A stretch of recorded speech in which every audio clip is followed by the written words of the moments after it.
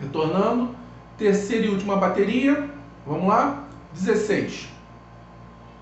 A Primeira Guerra Mundial abalou profundamente todos os povos envolvidos, e a Revolução de 17 e 18 foram, acima de tudo, revoltas contra aquele holocausto sem precedentes, principalmente nos países do lado que estava perdendo. Mas em certas áreas da Europa, e em nenhuma outra mais do que na Rússia, foram mais do que isso, foram revoluções sociais, rejeições populares do Estado, das classes dominantes e do status quo. Relacione a Primeira Guerra Mundial à situação da Rússia na época. Então, a Primeira Guerra Mundial nós vimos que era chamada, a Grande Guerra, ou a guerra para acabar com todas as guerras. Só que ela não foi rápida como se imaginava, ela vai levar muito tempo. Nós vimos lá a questão, principalmente,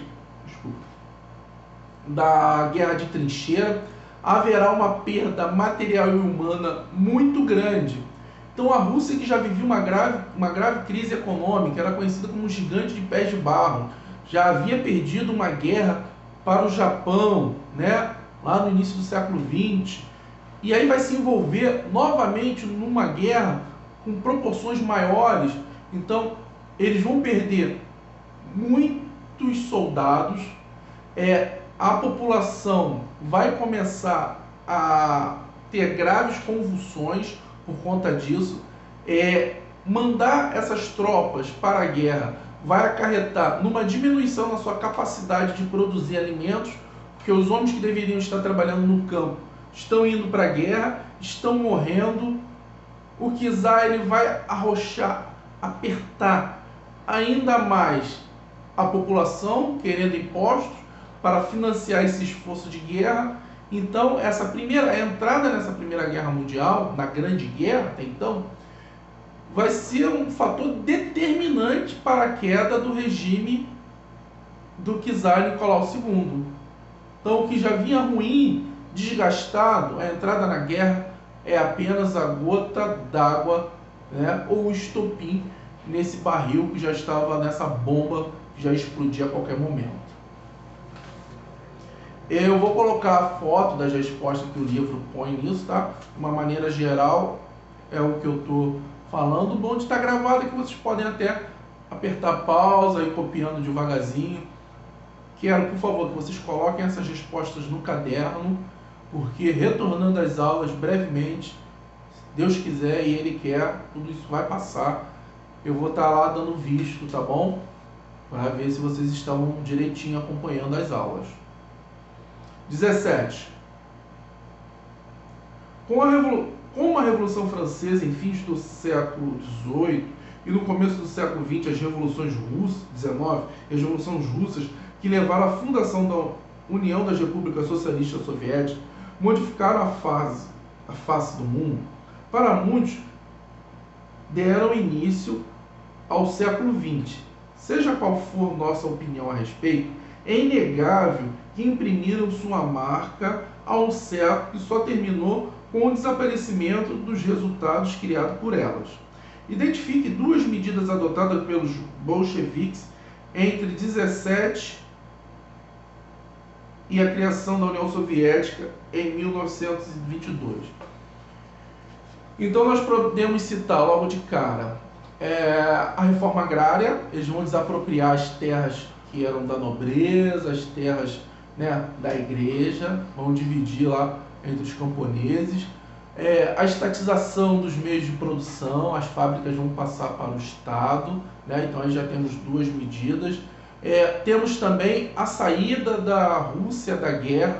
Então, logo de cara já temos logo 3 medidas adotadas nesse período. 18. Em 1921, o problema nacional central era o da recuperação econômica. O índice de desespero do país é eloquente. Naquele ano, 36 milhões de pessoas não tinham o que comer. Nas novas e ruinosas condições da paz, o comunismo de guerra revela-se insuficiente. Era preciso, vamos virar a página, estimular mais efetivamente os mecanismos econômicos da sociedade. Assim, ainda em 1921, no 10º Congresso do Partido, Lênin propõe um plano econômico de emergência, a Nova Política Econômica, ou NEP. Sobre a chamada Nova Política Econômica, é correto afirmar que, letra B, ela constituiu na manutenção de elementos econômicos socialistas na organização da economia, como planejamento na permissão para o estabelecimento de elementos capitalistas por meio da livre iniciativa em certos setores. Então, lembrando, então esse NEP é esse passinho para trás, né?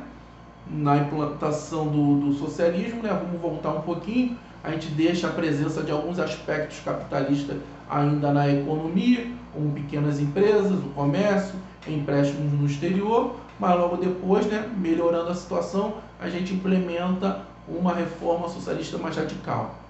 Mais à frente a gente vai ver que o NEP ele não vai ter um bom resultado não, tá? 19. A revolução ocorrida na Rússia em 1917 teve dois momentos vitais, fevereiro e outubro. Então são duas revoluções. Esses 2 meses marcaram a ascensão de partidos políticos que tinham em comum a ideia de que o czarismo era uma forma anacrônica de poder e por esta razão deveria acabar. No entanto, o partido que teve êxito nesse processo foi aquele cujo ideário era mais radical. Lembra? Exemplo dessa radicalidade foi o assassinato de toda a família real. Qual partido o fragmento de texto se refere? Aos bolcheviques. Letra B, bolcheviques, né? Os mais radicais. 20ª e última. O ano de 2017 marca o centenário da Revolução Russa. Em fevereiro de 1917, revoltas populares derrubaram o czar Nicolau II e instauraram uma república. Em outubro do mesmo ano, foi implantado o governo socialista soviético. A cenário alternativa aqui apresenta corretamente o cenário político e econômico dos primeiros anos do governo socialista, 1917 a 1924. Então nós podemos marcar a letra C de casa. Sob a liderança de Lenin, a Rússia vivia uma guerra civil durante a qual foi estabelecido o comunismo de guerra, um programa de educação obrigatório para as crianças até 16 anos e a nova política econômica. Então, o mais corretozinho aí é a letra C. Pessoal, revejam os vídeos, tá? O bom é isso que está gravado, tá? Vamos comentar, vamos mandar perguntas, dúvidas e sugestões. Por favor, não nos deixem aqui falando sozinhos. Os professores estão angustiados por não estar conseguindo ter esse contato de falar com vocês, tá? Mandem perguntas, críticas, sugestões, tá bom? Isso logo vai passar.